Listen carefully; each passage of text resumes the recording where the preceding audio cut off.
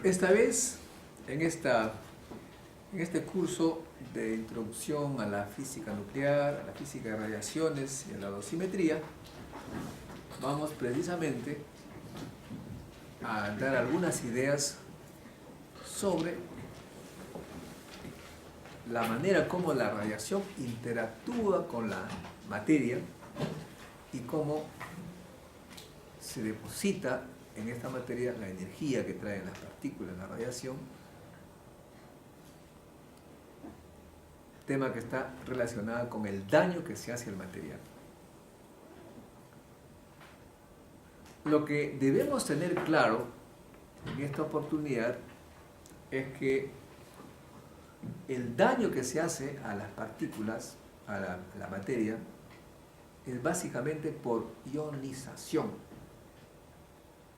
porque los materiales están hechos por composición de moléculas, las moléculas por composición de átomos, átomos que se unen a otros a través de los electrones periféricos, de modo que los electrones son en cierta manera los pegamentos con los que se hacen los materiales. Y si es que los pegamentos son eliminados, pues los átomos se separan, las moléculas se desmoronan y el material va con ello. Por esa razón, la ionización es importante comprender cómo se produce, cómo se genera. Y luego viene el concepto de dosimetría, como veremos, que tiene que ver también con la cantidad de ionizaciones indirectamente, porque la energía que se deposita en el material básicamente se refiere a la energía por ionización. Cada ionización, ustedes saben, requiere una energía, de modo que mientras más energía se ha depositado, quiere decir que más iones, más átomos se han ionizado, más daño se ha producido. En primer lugar, ustedes deben tener claro las unidades que tienen que ver con las radiaciones y con la dosimetría. Acá tenemos nosotros las unidades de longitud. No sé si se ve arriba la flechita, ¿sí? ¿Ah? Sí. Más o menos, ¿no? Debemos tener en cuenta que existe ahora un sistema internacional de unidades. Este sistema internacional acepta o establece como unidad de longitud el metro. Hay otras unidades que se usan básicamente por la talla de los objetos que se están midiendo. Hablamos del nanómetro, del Armstrong, del femtómetro. El nanómetro es 10 a la menos 9, el Armstrong 10 a la menos 10, el femtómetro es 10 a la menos 15 metros. En lo que respecta a la masa, el sistema internacional de unidades nos dice que es el kilogramo, la unidad de masa. Pero se usa en física nuclear sobre todo, y de radiaciones, la masa en equivalente energético, que es en realidad en megaelectronvoltios sobre c cuadrado, c es la velocidad de la luz, y muchas veces se obvia la c cuadrado y simplemente se dice MeV, ¿no?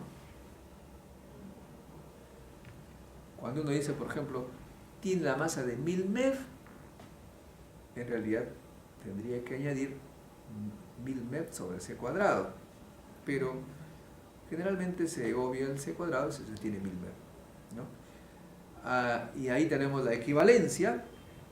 El MeV, un MeV es, en masa es 1,78 por 10 a la menos 30 kilogramos.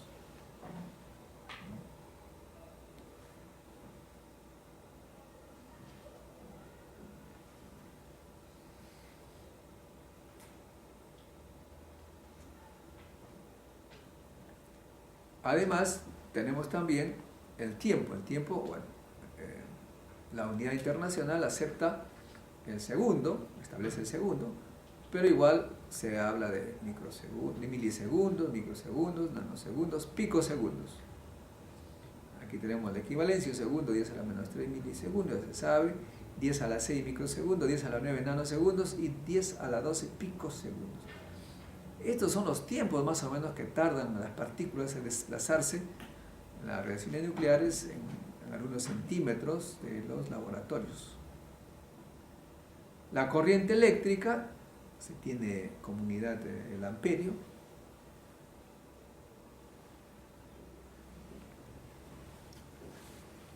El amperio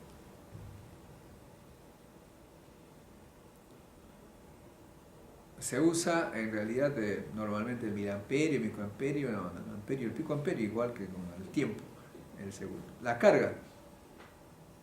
En la carga,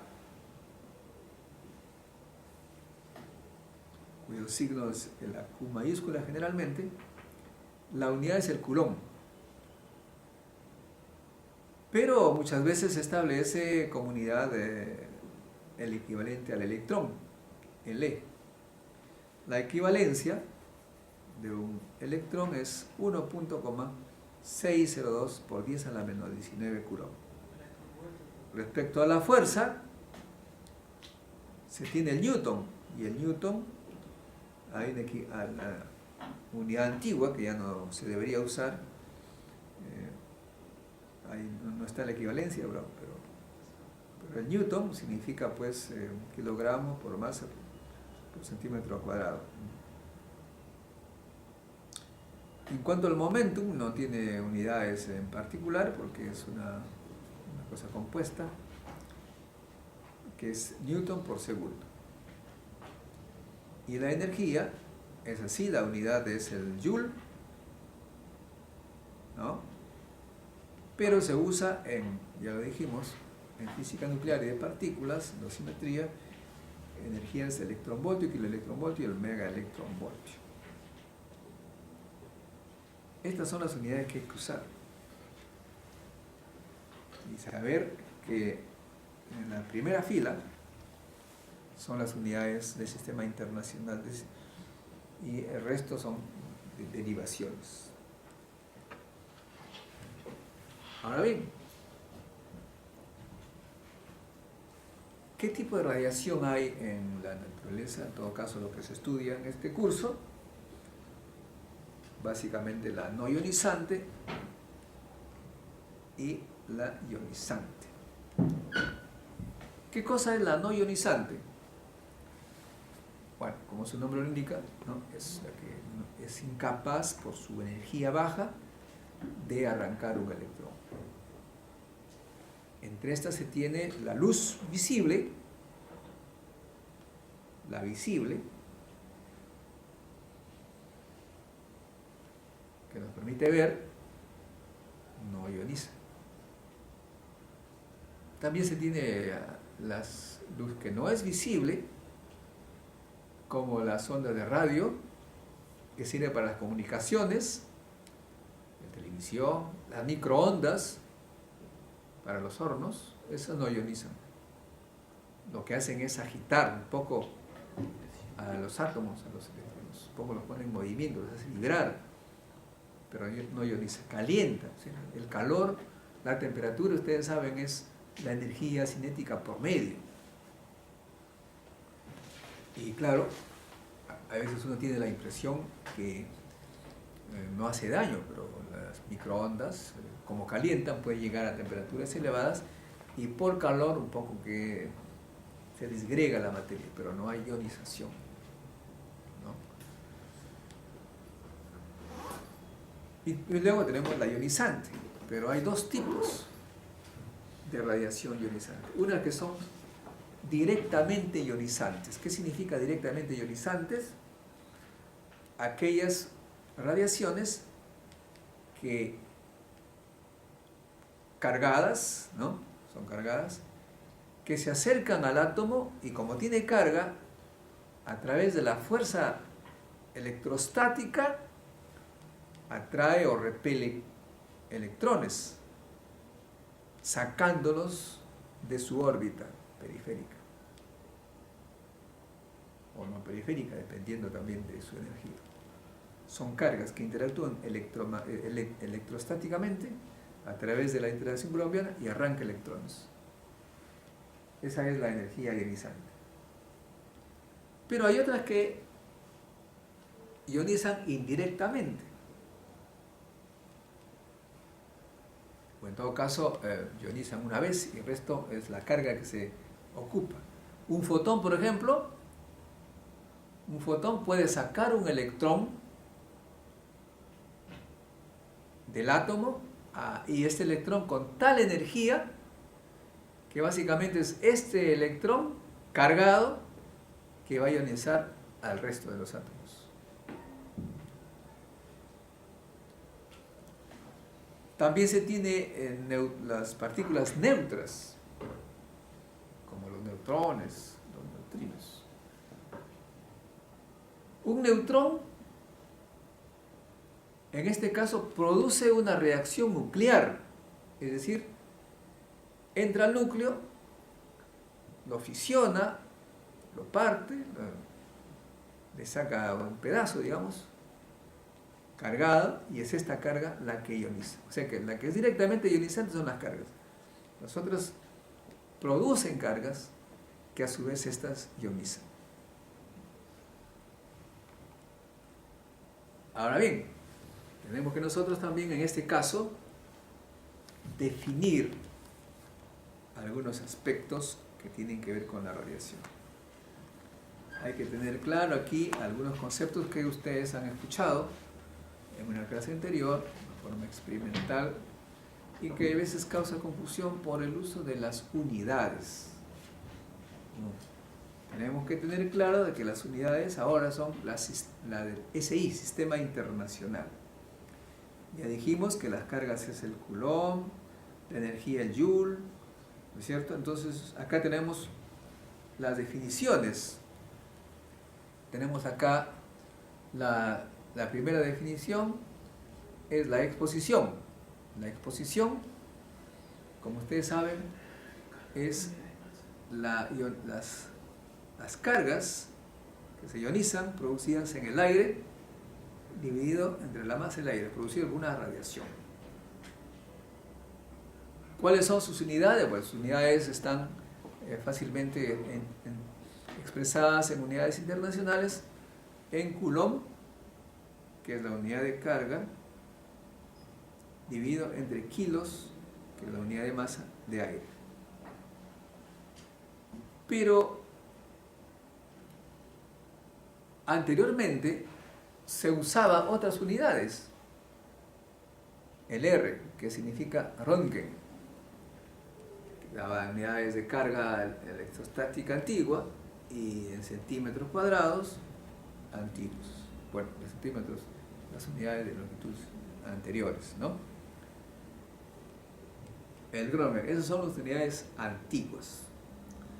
¿Cuál es la conversión? Hay que siempre hacer la conversión para mantenernos siempre en contacto con el pasado. El Röntgen es 2,58 por 10 a la menos 4 coulomb por kilo de aire. Esa es la exposición, que sirve básicamente para tener una idea de la radiación que hay en el aire, en el ambiente. Ahora viene el concepto de dosis, que escucharon la clase pasada. La dosis viene a ser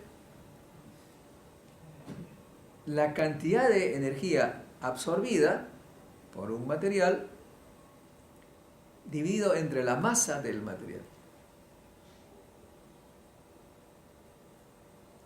Cuando yo digo masa del material, significa que es allí donde se está irradiando, que puede ser un volumen muy pequeñito, ¿no? Puede ser entonces en este caso delta M, acá es delta M, o diferencial de M, lo que se llame, pero es la energía que absorbe un tejido dividido entre la masa del tejido. Ya dijimos qué cosa es absorber. Básicamente absorber significa la suma de las masas, la suma de las energías de ionización que se ha generado. O sea, cada ionización es una energía que se utiliza. La suma de todas ellas viene a dar la dosis, cuando se divide entre la masa. Antiguamente se tenía el RAT.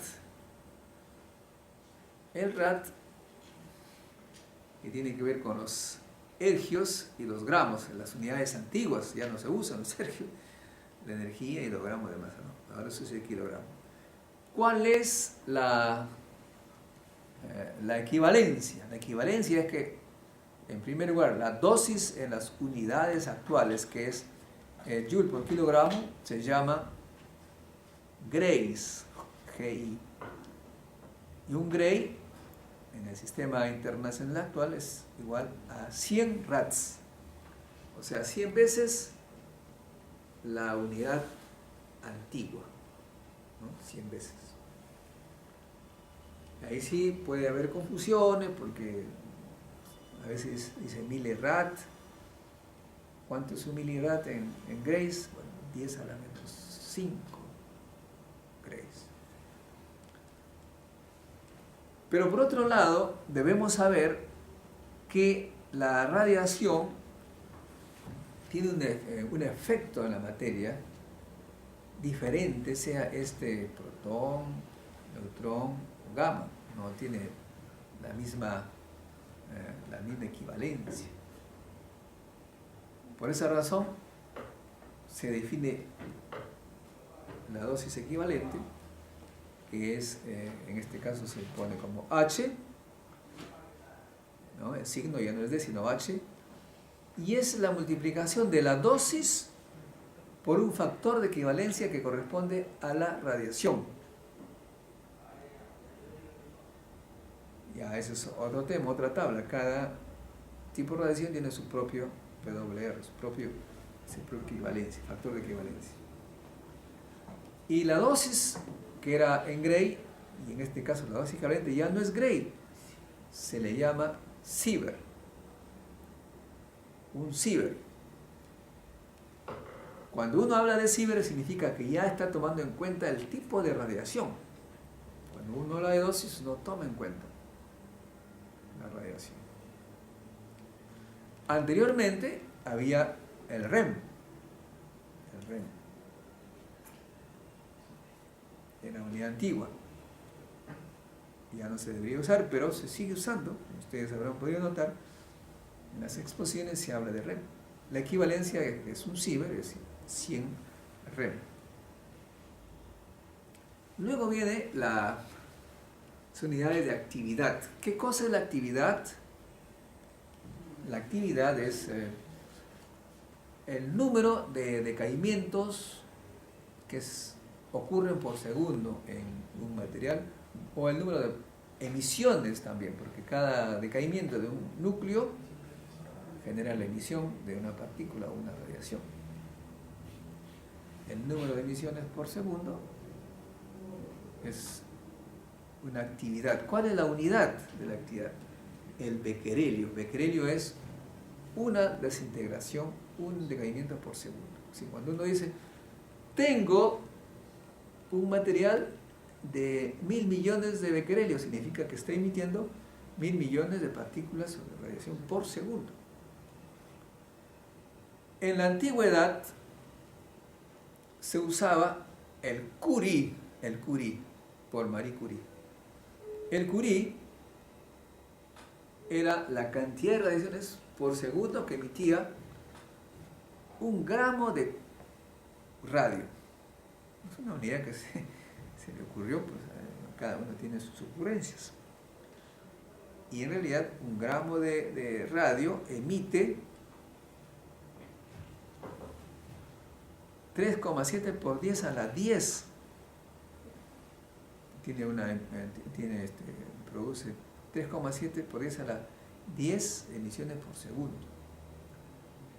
Entonces el Curie es una unidad bastante significativa históricamente, pero ya no se debería usar. Tendríamos que usar el becquerelio. Si queremos hacer la conversión, un becquerelio sería entonces un Curie dividido por 3,7 por 10 a la 10. Sin embargo, ya lo digo, la gente sigue usando el Curie. Entonces es un poco difícil de deshacerse del, porque ya se tiene un concepto, una idea del orden de magnitud. Entonces ya están ustedes advertidos de este asunto. Ahora bien, para comprender la interacción de la radiación con la materia, tenemos que comprender la materia. ¿Cómo está constituida la materia? Primero está constituida por átomos. Y los átomos tienen estados cuánticos, conocidos muy bien por ustedes, ¿cierto? Cuando existen, tienen estados cuánticos bien determinados. El electrón ocupa niveles de energía bien definidos para cada elemento. Acá en esta diapositiva se tiene el caso del hidrógeno. El electrón ocupa niveles de energía. El nivel más bajo, que se numera como 1, n igual a 1, está a menos 13,6 electronvoltios. Ese es el nivel más bajo. Y luego tiene otro nivel, el segundo nivel está a menos 3,4 electronvoltios. Seguidamente el menos 1,5 electronvoltios y luego el menos 0,9 electronvoltios. Después se tiene el cero. ¿El cero qué significa? El cero es ya cuando no está ligado el electrón. Está ya fuera del átomo prácticamente. Y encima de ello se tiene pues una continuidad de valores de energía. ¿Qué quiere decir eso? Que el electrón ahí puede tomar cualquier valor de energía cinética. Por debajo del cero solamente puede tener valores discretos de energía. El electrón. Son los niveles cuánticos de energía. Los átomos tienen niveles cuánticos, no pueden tomar cualquier energía, valores muy precisos, característicos de cada átomo. A esta región se le llama región continua de energía cinética de electrones, y la que está debajo del cero se llama región de valores discretos de energía de electrones. ¿Qué lo da la mecánica cuántica? La mecánica cuántica, ustedes saben muy bien, establece la ecuación de Schrödinger, en el que se coloca el potencial, en este caso coulombiano, la masa del protón en el centro y la masa de los electrones.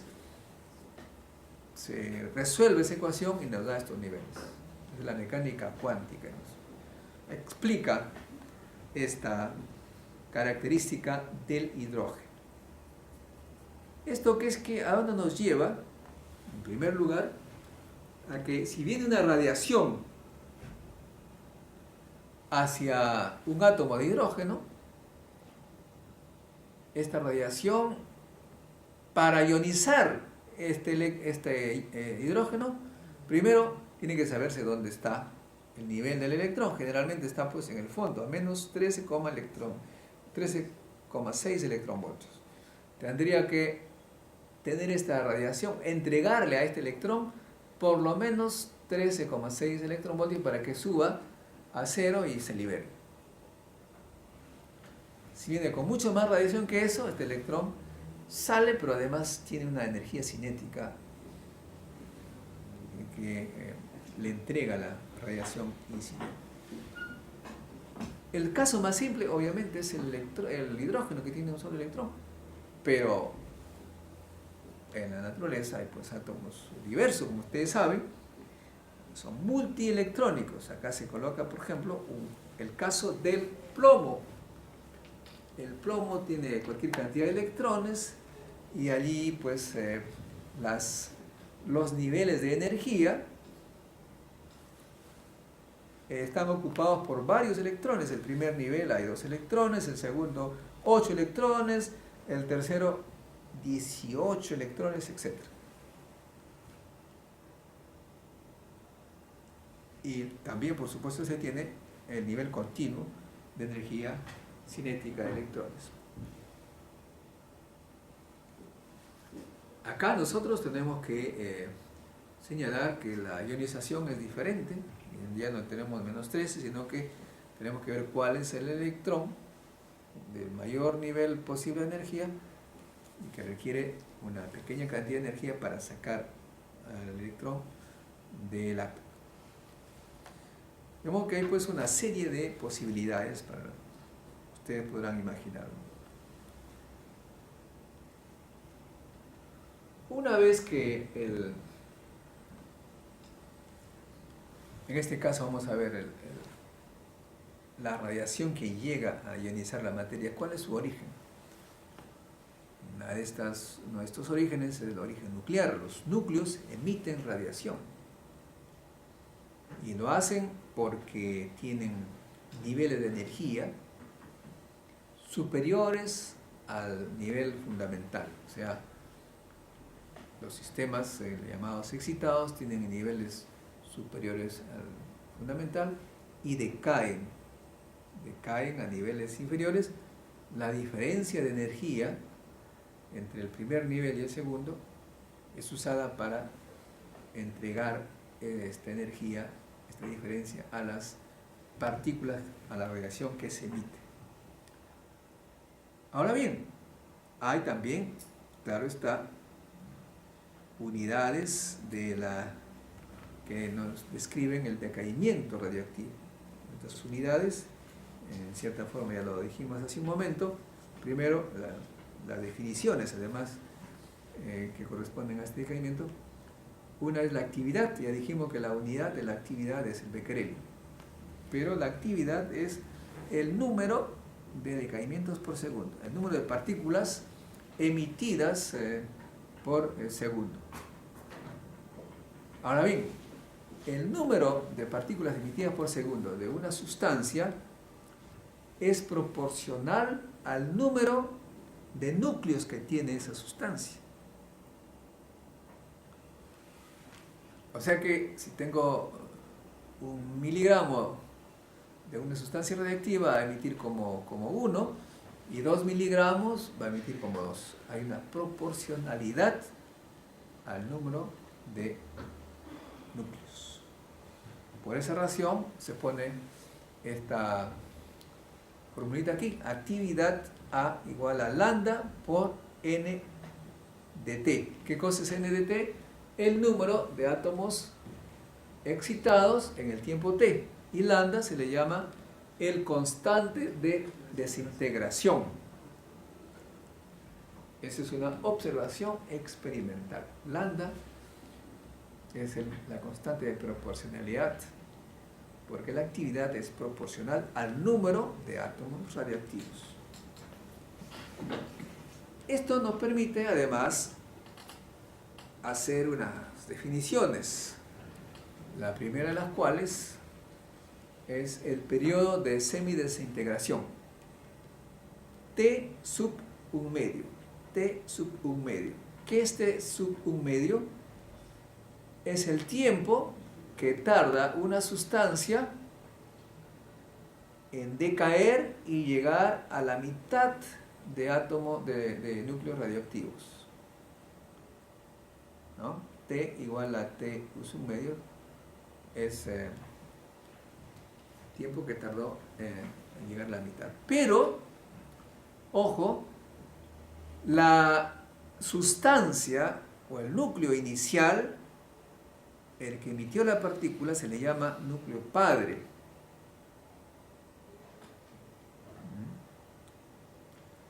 El núcleo padre empieza emitiendo partículas y se convierte pues en núcleos hijas.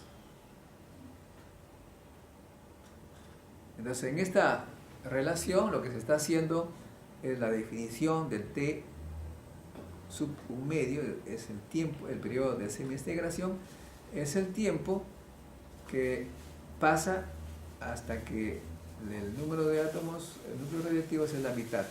Y como el decaimiento es exponencial, se llega a la relación aquí de que es NP de 0, E a la menos lambda P multiplicado por T un medio. Lambda P es la constante de desintegración del núcleo padre.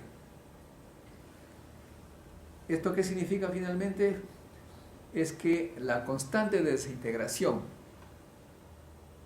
del núcleo padre es igual al logaritmo de 2 dividido entre el periodo de semidesintegración. Son relaciones simples que ustedes pueden deducir. El periodo de semidesintegración es eso, ojo, es el tiempo que dura la sustancia para decaer la mitad de elementos. Pero también hay otra definición, la que se llama vida media. Vida media es el tiempo promedio de vida, o la vida promedio. ¿Qué significa ello? Bueno, significa pues que matemáticamente se calcula el promedio, ¿no? Y acá está indicado justamente la forma como se calcula, ¿no? La integral de la actividad diferencial de tiempo.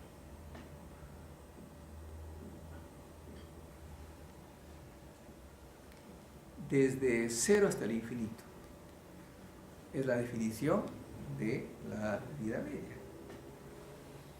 Es muy fácil de comprender. Nosotros, los seres humanos, ¿cuál es la vida media de los seres humanos? Tendríamos que sumar el número de personas que duró un año, por el número, más el número de personas que duró 2 años, más el número de personas que duró, etcétera, etcétera, 30, 60 años, y se divide entre el número total de personas, y esa le da media, la vida media del ser humano.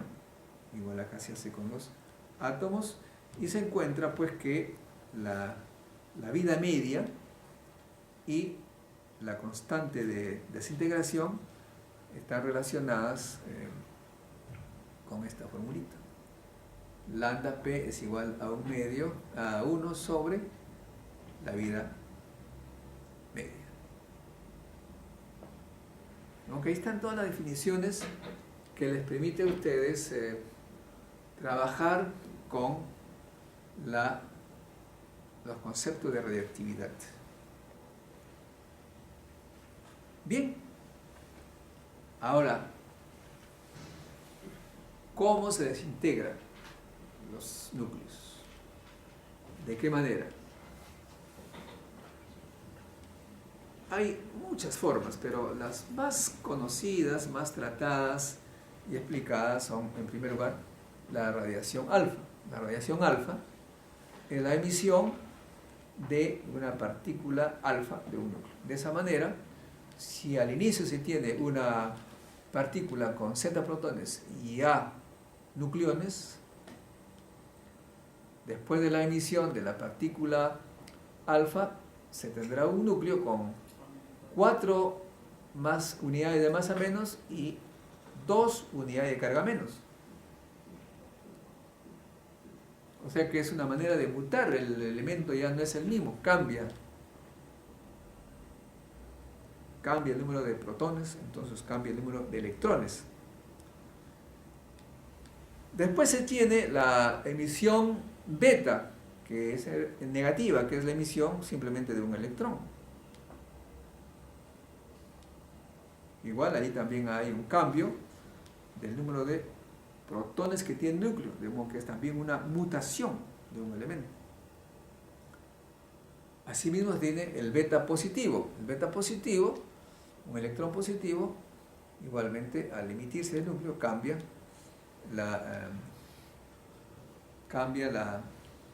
el número de protones. En el caso del beta negativo, el número de protones aumenta, y en el caso del beta positivo, el número de protones disminuye. Pero en ambos casos de beta positivo y beta negativo, se emite una partícula neutra, casi sin masa, llamada neutrino, que no se detecta. Ya lo señalamos en una charla de que esto se detectó o se hizo la hipótesis de su existencia debido a que no cuadraba la energía. ¿Qué quiere decir eso? Que cuando se medía la energía del electrón, en primer lugar se observaba que podía tener una variedad de valores, desde 0 hasta un valor máximo, en forma continua. Entonces los físicos se preguntaron, ¿cómo puede ser posible? Sabemos que el átomo es cuantizado. El inicial es cuantizado y el final es cuantizado. O sea, el AZ es cuantizado y el AZ más 1 también es cuantizado. Pierde un beta. La diferencia de energía de los núcleos es un valor discreto, pero el beta tiene un valor de energía continuo, no puede ser, algo falla acá. Entonces se planteó la hipótesis de la existencia del neutrino. El neutrino electrónico es el que se llevaba la energía faltante, porque la suma de la energía del neutrino más la energía del electrón tiene que ser valor preciso igual a la diferencia de energías de los núcleos padre e hija. Pero el neutrino, como no se detecta, nos da la impresión que ha salido energía continua. Se planteó la existencia del neutrino y después se demostró su existencia, de modo que quedó establecido que tanto para la emisión beta más y beta menos se emiten neutrinos. En el caso del beta menos se emite un antineutrino y en el caso del beta más un neutrino. Y tanto el beta como el neutrino son los leptones de primera generación. ¿Se acuerdan de las partículas del modelo estándar? Es los leptones de primera generación, que son los primeros que se observaron y los que explicaron la física nuclear clásica. Después también hay algunas reacciones más curiosas, interesantes. Una de ellas se llama la captura electrónica. ¿Qué cosa es la captura electrónica? Cuando un electrón cercano al núcleo, tenemos el núcleo, de repente chupa, atrae, jala y lo absorbe al núcleo. Ese electrón interno, la capa interna, colapsa en el núcleo. Al llegar al núcleo, pues un protón se convierte en neutrón, porque es negativo el electrón que está allí. Pero ustedes podrán imaginar que al dejar un electrón de su parte interna, un vacío, un nivel vacío, los electrones que están arriba comienzan en cascada a bajar, a descender, y se emiten rayos, fotones, rayos X del elemento. Y es por eso que se pudo demostrar la existencia de este fenómeno, porque de una sustancia salía una serie de rayos X. ¿De dónde salen estos rayos X? Estos valores discretos de energía. ¿Cómo es posible? Se dieron cuenta que en realidad venía de la bajada de los electrones de nivel al nivel que había dejado un electrón que fue absorbido por el núcleo en forma espontánea. No se puede eso estimular. Bajó espontáneamente, se produjo estos rayos X. A eso se le llama la captura electrónica, que produce también una mutación, cambio de elemento. Luego se tiene los gamma. Los gamma ya son producto de cambios de nivel nuclear. El núcleo tiene sus niveles discretos también, y a veces el propio núcleo de repente baja de energía y se emite un rayo gamma. El núcleo. Y finalmente tenemos una conversión interna. ¿Qué significa una conversión interna? Esto se trata de que cuando un núcleo emite un gamma, en principio tendría que irse al infinito, pero este gamma se encuentra con un electrón del átomo en su viaje y lo dispara, lo saca. O sea que es el propio átomo que se dispara a sí mismo y se saca un electrón. Igual ahí también se produce una serie de caídas pues, de nivel de los electrones y salen rayos X. Esta es, y además el electrón que sale con una energía elevada, porque el gamma que viene del núcleo tiene energía elevada, es megaelectronvoltios. Esas son las 6 reacciones más comunes que se trata en la radiactividad. Hay otras, pero esas son las más comunes. Ahora bien,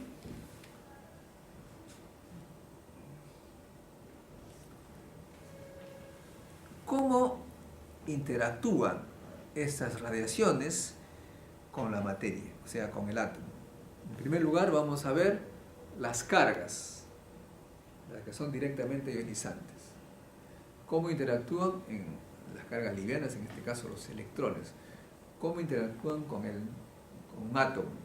¿Cómo es que va a perder su energía? ¿Cómo le va a entregar energía? Para eso se hace esta figura, bien esquemática, por supuesto. Se tiene el núcleo, una órbita electrónica, las órbitas electrónicas están en este dominio, ¿no? Y pasa por aquí un electrón con un parámetro de impacto B. Las órbitas electrónicas están más o menos limitadas al valor de A, que sería el tamaño del átomo, A minúscula. Y B mayúscula sería el parámetro de impacto.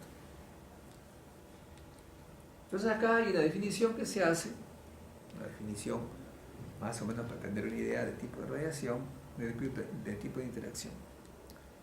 Se habla de una colisión suave. ¿Cuándo se dice que es suave? Cuando el B es mayor que el A, o sea que está más o menos alejada del núcleo. ¿Ok? Y cuando B es menor que A, o sea que entra al mundo atómico, al mundo cercano al núcleo, ahí se le llama colisión dura. Es una manera de expresar. El tema es que ambas tienen tratos diferentes pues para tratar para calcular.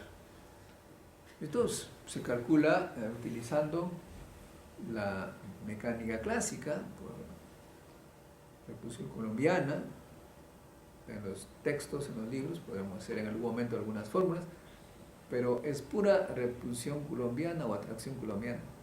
Porque cuando el electrón viene, podrán ustedes imaginar, se va acercando por este lado y un electrón que está por aquí, van ambos a sufrir una repulsión coulombiana entre los dos. ¿Cierto? Una repulsión coulombiana y también, por supuesto, cuando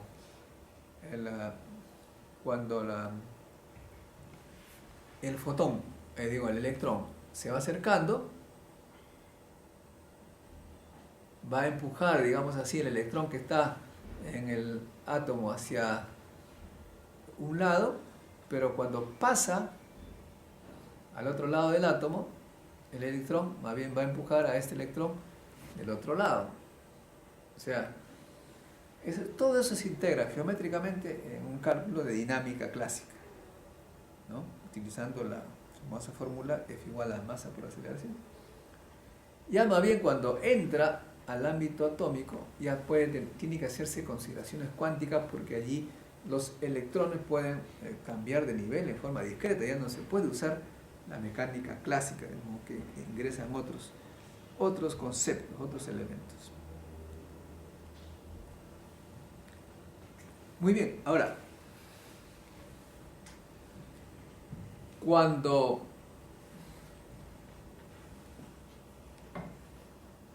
la partícula cargada ingresa a este mundo atómico, pierde energía. Una de las formas es ionizando, sacando un electrón, entonces gasta energía en la ionización. Pero hay otra forma de perder energía, que es por radiación de frenado, así se llama. Por radiación de frenado. ¿Qué significa una radiación de frenado? Es un término clásico que se usa en las antenas. Toda partícula acelerada emite radiación. Una antena de radio es básicamente eso. Se colocan las partículas, electrones a un voltaje variable, sinusoidal, entonces se acelera, pues, bajada, subida, horizontal o lo que fuera, pero se acelera, se oscila, están permanentemente acelerados, y es por eso que emite alrededor radiación. En este caso también, cuando el electrón entra al mundo atómico, al núcleo, cerca al núcleo, perdón, esto tiene que ver con el núcleo, allí el núcleo lo desvía, le aplica una aceleración, y es por eso que este electrón emite radiación y por lo tanto va perdiendo energía cinética. La energía que se emite por radiación pues le resta a la energía cinética. Y se ha calculado la potencia con que se emite la radiación, que es proporcional a la carga de la partícula incidente, proporcional al cuadrado de la carga al cuadrado de la aceleración, de modo que mientras mayor es la carga del núcleo, mayor será la potencia emitida por radiación de frenado. Y también se ha calculado el ángulo de desviación al que se emite la mayor potencia, porque cuando viene un electrón es frenado, va a emitir radiación, pero no es una radiación isotrópica, que no es igual en todos los ángulos. Hay ángulos por los que la radiación es mayor, la radiación de frenado. Es como la antena también tiene esa manera. ¿Cuál es ese ángulo por el cual se emite la mayor cantidad de radiación? Aquí tenemos la fórmula que nos permite calcular ese ángulo. Es arco coseno de 1 sobre 3 beta por raíz cuadrada de 1 más 15 beta cuadrado menos 1. Ese es el ángulo máximo por el que se emite la radiación máxima. De modo que no siempre, nunca es isotrópica, siempre tiene esta característica. Ahora, cuando la velocidad es muy grande, incluso la radiación es más o menos en la misma dirección que la partícula incidente. Depende de la energía de la radiación. Depende de la velocidad de la partícula cargada.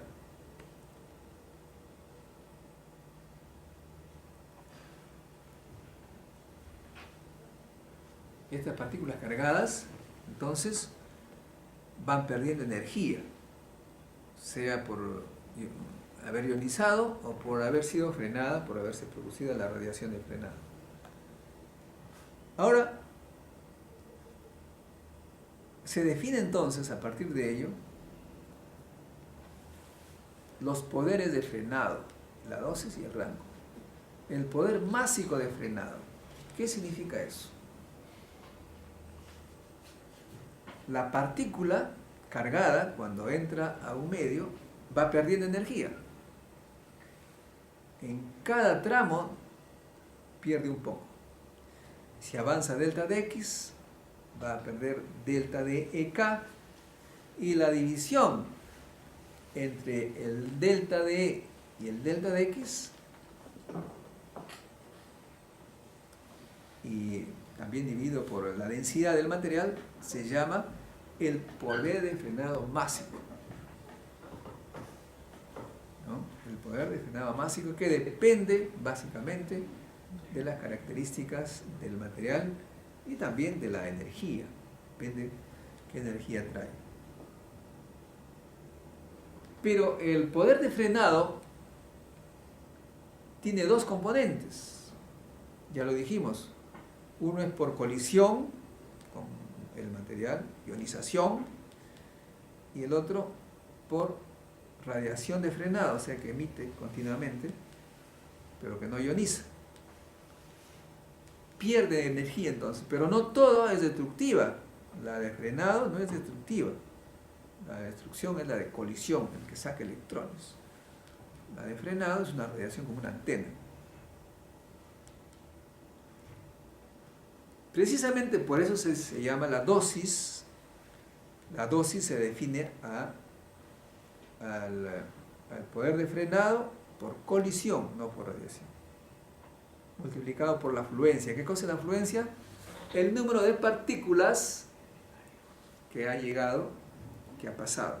O sea, el número de partículas que ha llegado multiplicado por el poder de frenado másico resulta la dosis. Y claro, la partícula cargada va perdiendo energía hasta finalmente termina sin energía cinética, ya no avanza más, y entonces va a llegar hasta una distancia que se le llama rango alcance. Y eso se calcula a través de una integral donde se coloca dentro el poder de frenado másico y se integra por delta de E, pues delta de energía que va perdiendo entre 0 y una energía cinética pues inicial, que se tiene con cuánto se empezó. Ahí se tienen entonces básicamente las definiciones que se usan en la física de reacciones, la física y la dosimetría. Claro, en esta interacción de la radiación con la materia las cosas se complican un poco, porque una cosa es ver qué pasa con un electrón cuando entra a un átomo, ¿no? Puede ser una serie de hipótesis, pero el problema es que el electrón choca con varios átomos, no con uno solo. Incluso el electrón se desvía, pues hace una trayectoria tortuosa y termina el electrón desviado. ¿Con qué ángulo termina finalmente? No se puede saber, porque es al azar. Pero sí se define un ángulo promedio de desviación. El ángulo al cuadrado, el promedio del ángulo al cuadrado de desviación, dividido entre la distancia de L, se llama el poder másico de dispersión. O sea, así como hay poder másico de frenado, que lo frena, hay también un poder másico de dispersión, que lo dispersa en un ángulo. Y acá tenemos la definición del poder másico de dispersión, ¿no? Que es delta de teta al cuadrado promedio entre delta de L, distancia recorrida. Esas son pues las definiciones que tienen ustedes que tomar en cuenta cuando estemos hablando de interacción de cargas con la materia, en especial la interacción del electrón con la materia. Entonces, las partículas cargadas energéticas y los átomos del medio interactúan, resumiendo, básicamente por interacción coulombiana, y que van perdiendo energía, o bien excitando los átomos del medio, ionizando los átomos, o por radiación de frenado. Eso